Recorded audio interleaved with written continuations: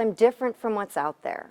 I think that the electorate is ready for something new. Gina Viola, a self-described community activist and social justice warrior, says she'll make sweeping changes if she becomes the next mayor of Los Angeles to make the city more equitable. All you have to do is drive across Los Angeles and you can see and feel the inequities in how the budget dollars are distributed amongst our city. The parks in Watts don't look like the parks on the west side. Viola enters the race without the same name recognition as other top candidates that have held public office for years. Despite that, she cracked the top 5 in one of the latest mayoral polls. Our campaign is bringing back the prosperity and power to the electorate of Los Angeles in a way they haven't seen. At age 53 and a mother of 2 teens who attend LAUSD schools, Viola is originally from Long Island and moved to California as a teen, eventually making her way to LA. She now lives in Hollywood and owns a staffing company.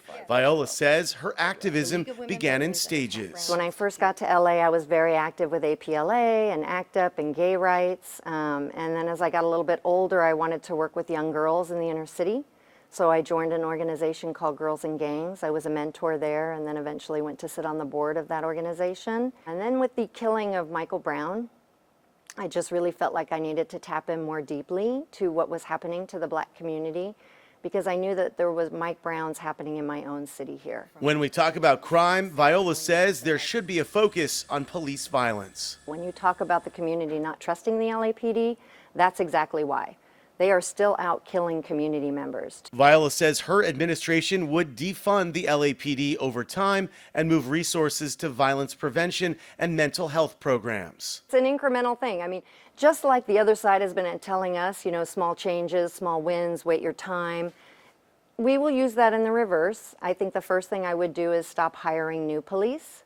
And the problem that we've had historically is that all of the funding that goes to the police gets divested from the community's well-being. On the homeless crisis, Viola says the focus needs to be on permanent housing, not transitional spaces. So the Los Angeles Community Action Network, they are an organization who's been operating in Skid Row for many years. They have come up with a plan to utilize state, county, or city land to have a land trust on it, and then they will build small micro homes to the tune of about $110,000 per home, but they're homes.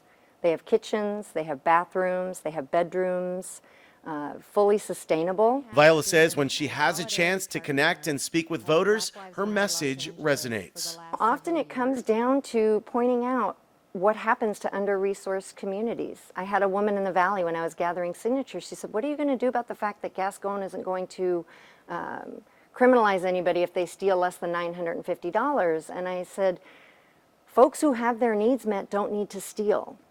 And she was like, you're absolutely right. And if I can have a 5-minute conversation with somebody about what that looks like, oftentimes they end up walking away with a new way to look at things.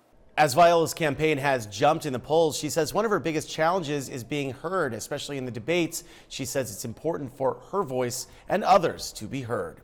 Reporting from the newsroom, I'm Tom Waite, CBS 2 News.